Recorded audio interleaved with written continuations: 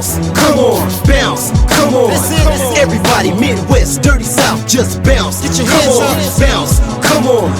East Coast, West Coast, everybody just bounce. Hello. Welcome to the Bounce Media Network. I am your host from coast to coast, the one and only MC, Mr. J Ski, and this is our inaugural episode of The Bounce. All right, I'd like to welcome everyone. Please like, comment, and subscribe. On this first episode, don't want to talk about too many things. Just want to talk about a couple things that are on the forefront of my mind. And primarily on this channel, we're going to talk about all things Indiana Fever, Caitlin Clark, WNBA, and a few different things on the channel as well. All right, but to start off, I want to talk about Stephanie White.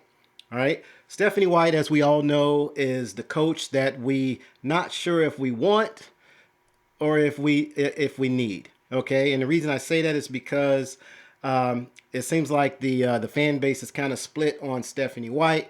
I'm on the end of I would like to have somebody else. All right, but with that being said, she is who we have. Okay, so for this 2026 season, when it does start, one thing that I would like to see change is Stephanie White adjusting to Caitlin Clark's game. All right.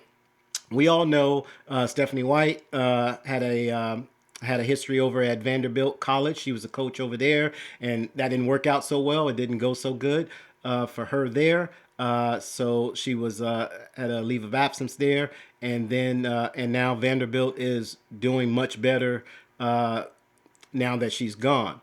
All right. We know she was the head coach of the Indiana Fever, not the Indiana Fever, the Connecticut Sun. Sorry. She was the head coach of the Connecticut Sun during Caitlin Clark's rookie year. And over in Connecticut, they kind of made defense their primary focus. I mean, I don't think they were the best defensive team, but they were good enough to knock Indiana out of the first round of the playoffs. Okay. But she's not, Stephanie White doesn't strike me as someone who's very accepting to an offensive juggernaut like a Caitlin Clark. All right. We all know Caitlin Clark is a generational talent, transformational player.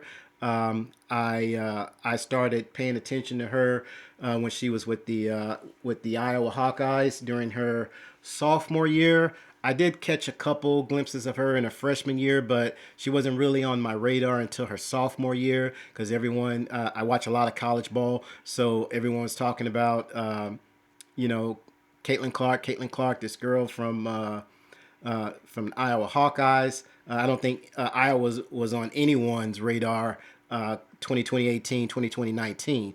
Okay, but along comes this girl from Dowling Catholic School, high school, and it just basically catapulted the Hawkeyes to where they are today as far as notoriety goes. Cece did that. Okay, Stephanie White, she doesn't like superstars. Okay, ball dominant players. All right, she said this herself on a few occasions, and we all know just by the way that she kind of takes the ball out of Caitlin Clark's hands where the ball actually needs to be.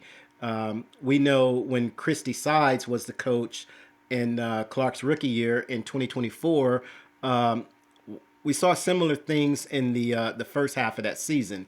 Most of that had to do with all the players adjusting to Caitlin Clark. They weren't very familiar with her, and that takes some time.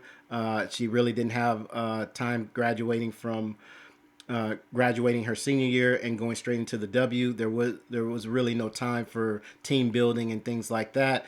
The Indiana Fever, prior to Caitlin Clark arriving, they had Aaliyah Boston, who was the number one pick the year before, and they had Kelsey Mitchell, who was at the time in her sixth year, okay, with the Indiana Fever. So she was there during all the low points of the Fever, and between Mitchell and Boston, they really couldn't get it done. They didn't make the playoffs before Caitlin Clark got there, and immediately when Cece arrived, there was a dynamic shift, if you will.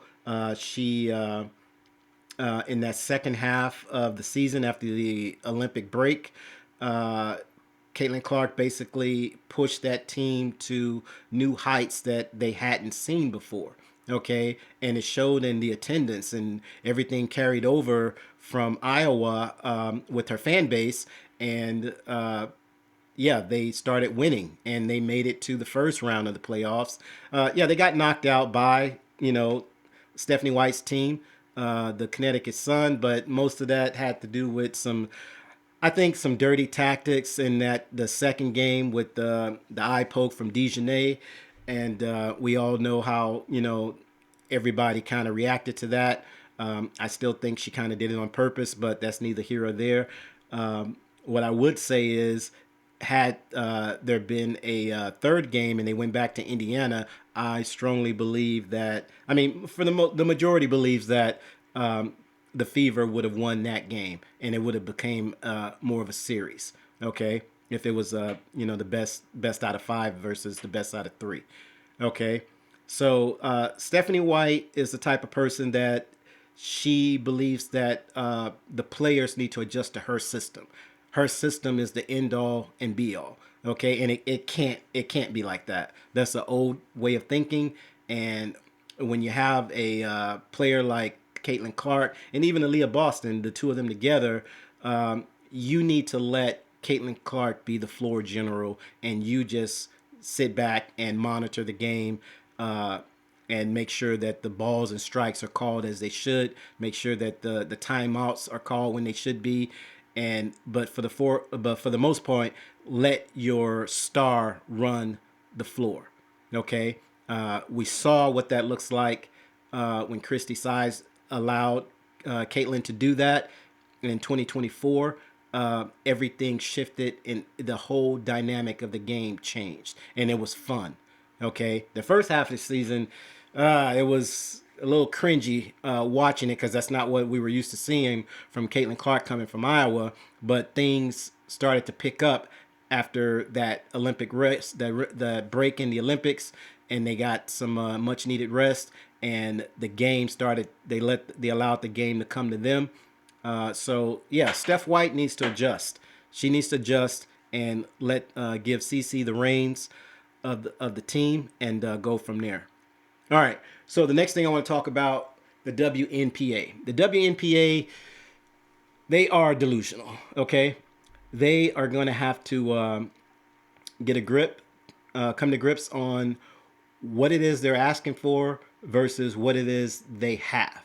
Okay, and when I say that, meaning if you do a comparison between the last CBA and this CBA, you can tell that the veteran players who are mostly in the WNPA and the league as a whole, they are looking to get theirs now. Okay, they missed out on all the NIL money. They're very jealous and envious of the younger players that are coming into the league, that are in the league. Let's see, even Angel Reese, Cam Brink, and obviously Caitlin Clark and Paige Beckers. All of those people pretty much are making more than they're coming in the league with more in their bank account than any of these veteran players have received from the league as a whole since, and they've been in 6, 7, 8 years. Some of them, like a Brittany Griner, Tarasi, who's already retired, and they've never received any money like how the NIL has paid some of these younger players, and they want theirs now. And you can tell it's the stench of that is all over their thinking process when it comes to the new CBA.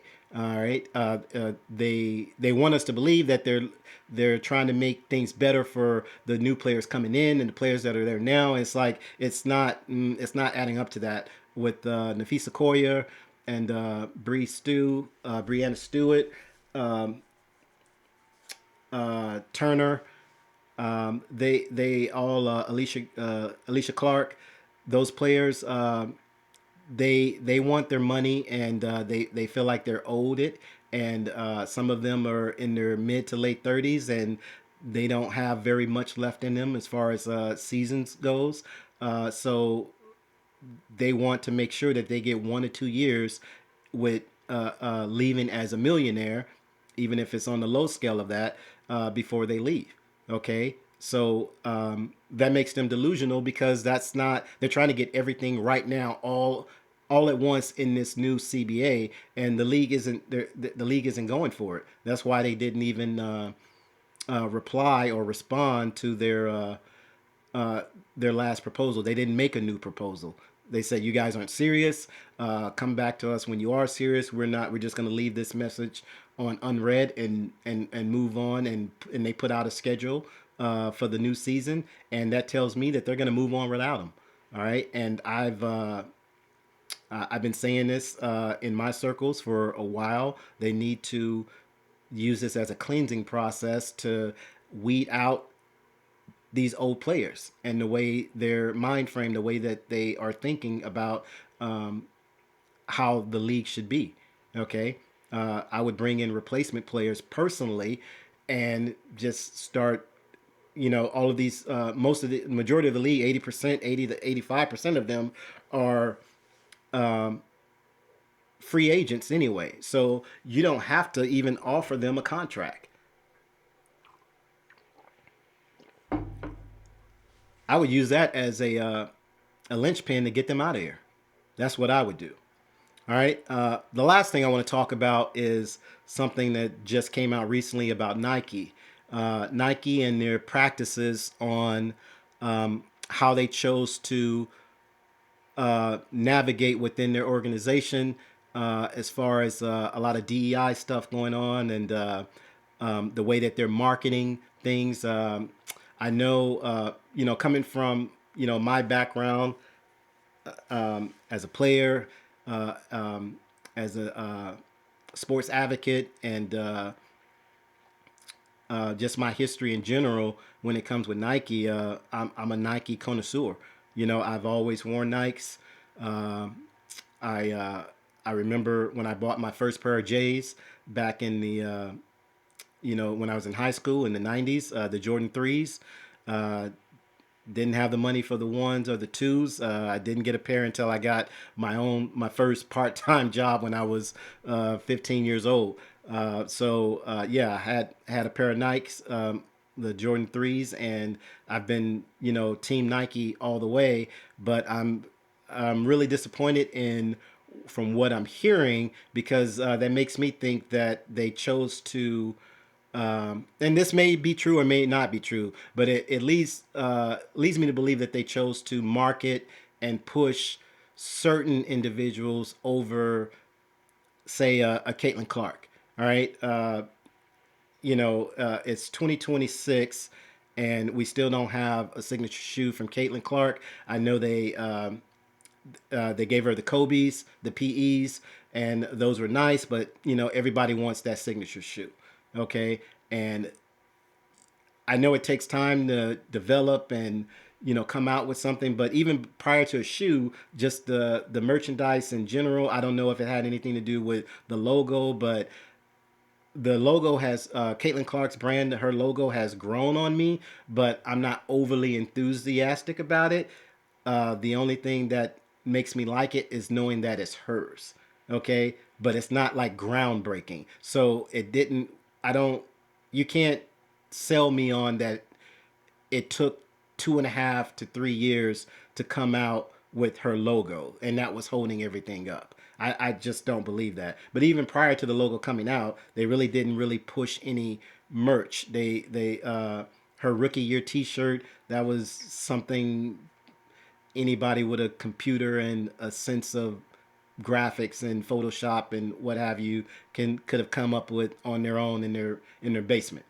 So I think Nike had an agenda, and they put Caitlin Clark on the back burner uh, to push out, say, Asia Wilson. I mean, just look at how Reebok has advertised Angel Reese. I don't think her products are flying off the shelves. They may be doing what they are expected to do, because I don't think they really put hundreds of thousands of, of her shoes and apparel and things like that out. They put out what they believe they could sell. All right.